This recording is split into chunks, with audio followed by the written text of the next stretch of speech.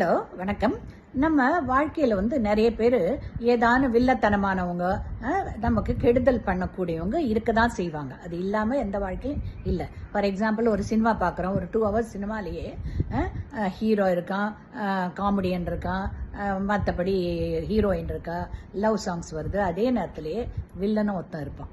அந்த வில்லனை இருக்கிறதுனால தான் அந்த ஹீரோ ஃபைட் பண்ணி அந்த எதிரிகளெல்லாம் சமாளித்து மேலே வரான்.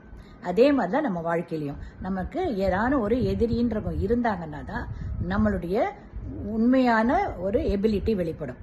ஸோ அதையும் தாண்டி அவங்கள போராடி அதுக்கு மேலே நம்ம எப்படி முன்னேற முடியும், அதை எப்படி சமாளிக்க முடியும் பண்ணி நம்ம லைஃப்பில் முன்னேற பார்க்கணும். அதுதான் நமக்கு வெற்றி கொடுக்குமே தவிர எதிரியெல்லாம் இருக்காங்களேன்னு நினச்சிட்டு அப்செட் ஆகி நம்ம பின்வாங்கக்கூடாது. ரைட்டுங்களா? ஸோ அதை எதிர்கொண்டு நம்ம மேலே மேலே வந்தோன்னா தான் we can come to a top level. அதனால் எதிரி இருக்கிறது ஒரு விதத்தில் நமக்கு நல்லது. ஓகேங்களா?